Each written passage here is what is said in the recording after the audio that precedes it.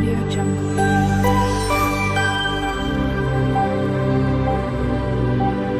Audio Jungle.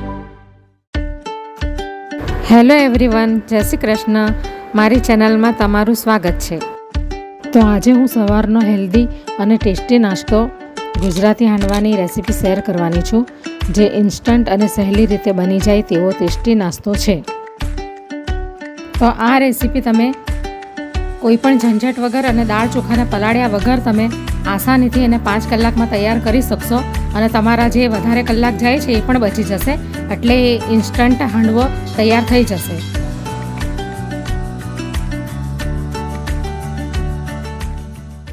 આજે હું Gujarati healthy બ્રેકફાસ્ટની recipe એટલે કે હાંડવાની રેસીપી શેર કરવાની છું.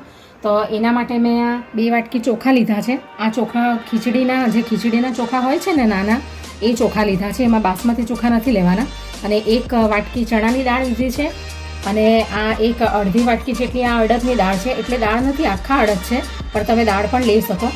અને આ તુવેરની દાળ છે જે મેં કોરી લીધી છે. તમે તેલવાળી, તમારી પાસે કોરી દાળ ન હોય તો તમે તેલવાળી પણ લઈ શકો, આ ટાઈપની. અને આ અડધી વાટકી જેટલા મેથી દાણા લીધા છે. અને આપણે એ રીતનો હાંડવો બનાવવાનો છે કે પલાળ્યા વગર કે કોઈ પણ જાતના ઝંઝટ વગર આપણે ઇઝી રીતે પાવડર ફોર્મ બનાવીને પછી આપણે હાંડવો તૈયાર કરીશું. તો એના માટે આ 2 વાટકી ચોખા, આ બધું આપણે એક બાઉલમાં લઈ લઈશું.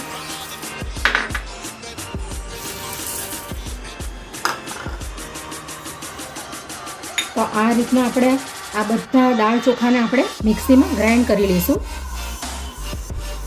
તમારે એને પલાળીને હાથો લાવીને બનાવવું હોય તો તમે એ રીતે પણ બનાવી શકો, પણ તમારે એકદમ શોર્ટ રીતે, ઇઝી રીતે બનાવીને ઇન્સ્ટન્ટ હાંડવો ખાવો હોય તો આ રીતથી બનાવવો. તો હવે આપણે દાળ ચોખાને મિક્સીમાં ગ્રાઇન્ડ કરી લઈએ. થોડું પીસવાનું છે, એક સામટું નથી પીસવાનું. અને રવો આવે છે ને, રવો સૂજી, એ ટાઈપનો પીસવાનો છે. એકદમ ફાઇન નથી આપણે પીસવાનો, એને દરદરો પીસવાનો છે. તો હવે આપણે મિક્સીમાં દાળ ચોખાને પીસી લીધા છે.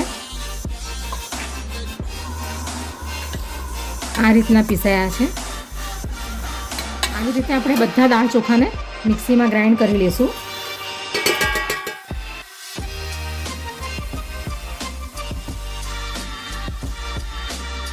થોડા પીસી લેવાના, એક સામટા નહીં પીસવાના.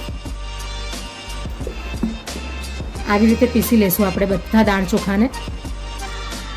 તો હવે આપણા દાળ ચોખા એકદમ પીસાઈ ગયા છે બરાબર. આપણો સૂજી કેવો હોય છે એ પ્રકારના આપણે પીસવાના છે, એટલે દરદરા પીસવાના છે આ ટાઈપના. તો હવે આપણું આ બધું તૈયાર થઈ ગયો છે લોટ હાંડવાનો.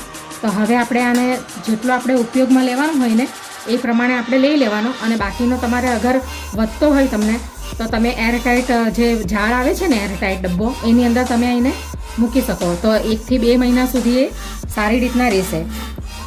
તો હવે આપણે એને પલાળીએ.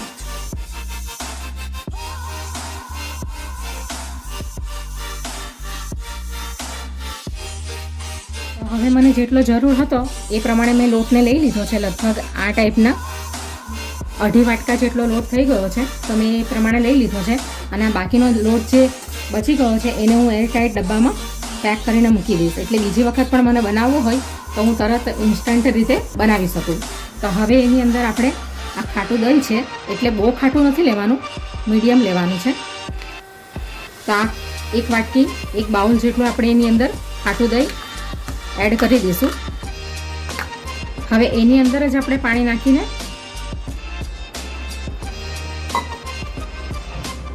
રેડી દઈશું અંદર.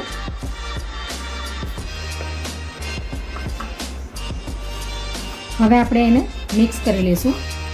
એટલે 1 વાટકી દહીં અંદર રેડ્યું છે, મેં નાખ્યું છે, અને 1 વાટકી પાણી. હજી થોડુંક પાણીની જરૂર પડશે તો હું ઉપરથી રેડીશ. એકદમ પાતળું બેટર નથી બનાવવાનું, નકર તમારા હાંડવા બરાબર બનશે નહીં. તો હજી અડધી વાટકી જેટલું પાણી અંદર હું નાખી દઈશ.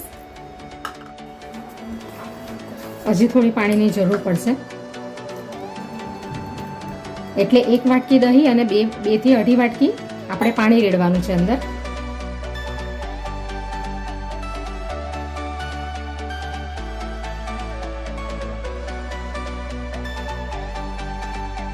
તો અહીં અંદર મેં 1 વાટકી દહીં અને 1 ગ્લાસ જેટલું પાણી ઉમેરી દીધું છે.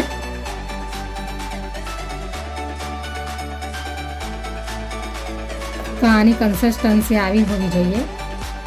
તો હવે આપણે એને ઢાંકી દઈએ અને 5 કલાક માટે એને રેસ્ટ કરવા દઈશું, એટલે કે આથો લાવવા માટે મૂકી દઈશું. ગરમ જગ્યા પર મૂકી દઈશું એને.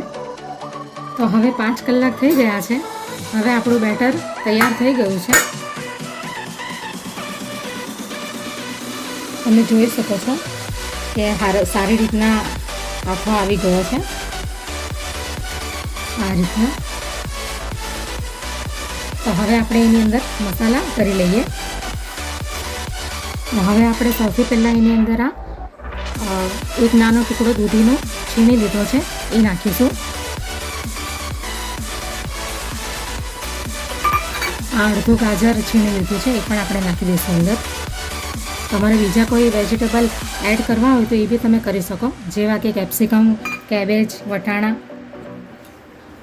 હવે આ ધાણા જીરું છે 1 ચમચી, અડધી ચમચી હળદર છે, અને આ હિંગ છે અડધી ચમચી, અને આ સ્વાદ અનુસાર મીઠું છે, અને થોડુંક આ લાલ મરચું છે ખાંડેલું, એ આપણે એની અંદર નાખી દઈશું.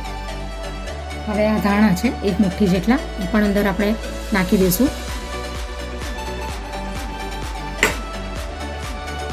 હવે આપણે એને મિક્સ કરી લઈએ બરાબર. આદુ મરચાંની પેસ્ટ આપણે એની અંદર નાખી દઈશું. હવે આપણે થોડીક સ્વીટનેસ આવે એના માટે આપણે અંદર 1 ચમચી જેટલા ગોળનો પાવડર નાખી દઈશું. તમારે ખાંડ નાખવી હોય તો ખાંડ નાખી શકો. આમ તો ખાંડ જ નાખવામાં આવે છે, પણ ગોળ બી નાખી શકાય. હવે આ અડધું લીંબુ છે એ અંદર નાખી દઈશું, અને આ અડધી ચમચી મરી પાવડર છે, બ્લેક પેપર, એને મેં દરદરા વાટી લીધા છે.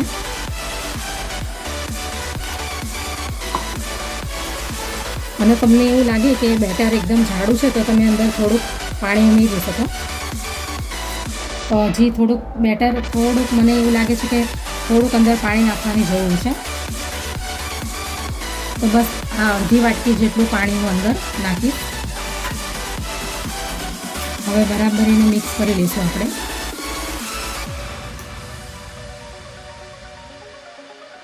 આ ટાઈપનું બેટર આપણે બનાવવાનું છે. હવે આપણે એની અંદર આ 2 પિંચ જેટલો ખાવાનો સોડા છે, બેકિંગ સોડા, એ નાખી દઈશું. હવે એને એક્ટિવ કરવા માટે આ થોડો લીંબુનો રસ એની ઉપર નાખીશું. થોડુંક લીંબુ બચાવી લીધેલું હતું, એ આપણે અંદર નાખી દીધું.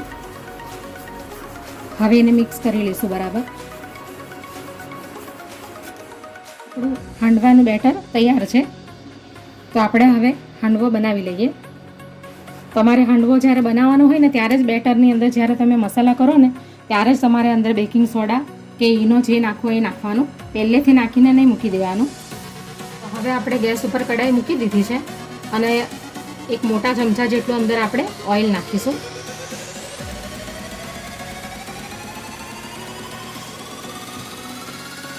હવે આપણે અડધી ચમચી રાઈ નાખીશું અંદર,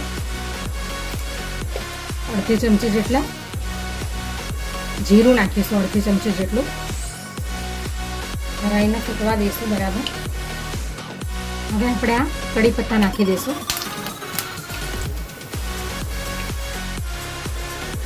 હવે આપણે અંદર તલ નાખી દઈશું 2 ચમચી જેટલા. હવે આપણે એની અંદર આ બેટર જે બનાવ્યું છે ને એ નાખી દઈશું.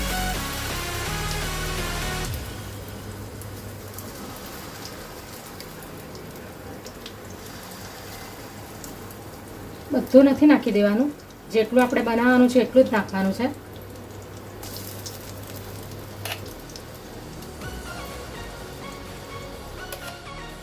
આમ થોડુંક આપણે એને ફેલાવી દઈશું. હવે એને સ્લો ફ્લેમ પર જ આપણે શેકાવા દેશું બરાબર તેલમાં. એને એકદમ ફાસ્ટ ફ્લેમ પર નથી શેકાવા દેવાનું, કારણ કે બળી જશે. એટલે એકદમ સ્લો ફ્લેમ પર જ આપણે એને 8 થી 10 મિનિટ સુધી શેકાવા દેશું, ફ્રાય થવા દેશું. હવે આપણે એને ઢાંકી દઈશું ઢાંકણા વડે 8 થી 10 મિનિટ સુધી. તો હવે આપણે ચેક કરી લઈએ.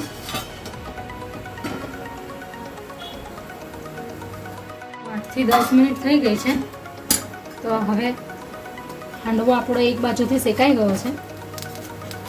ધીરે ધીરે આપણે એને કાઢવાનો છે. જો સરસ ઉખડી ગયો છે. તો એક બાજુથી આપણે શેકાઈ ગયો છે આપણો હાંડવો. તો હવે આપણે બીજી બાજુ એને પલટાવી દઈશું. તો આ રીતે પલટાવવાનો છે, જરાક જોઈને પલટાવવો. હવે આપણે એને પલટાવી દીધો છે.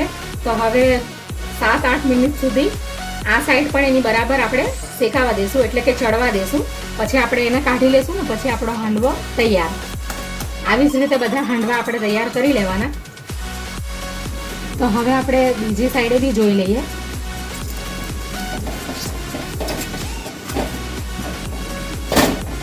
તો બીજી સાઈડે બી સરસ શેકાઈ ગયો છે. તો હવે આપણે એને પ્લેટમાં કાઢી લઈશું.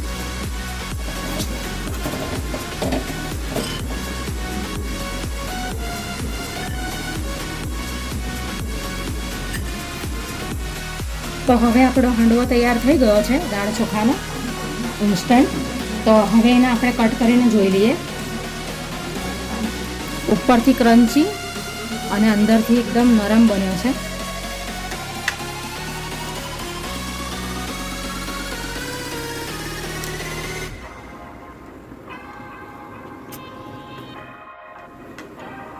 આ ટાઈપનો બન્યો છે.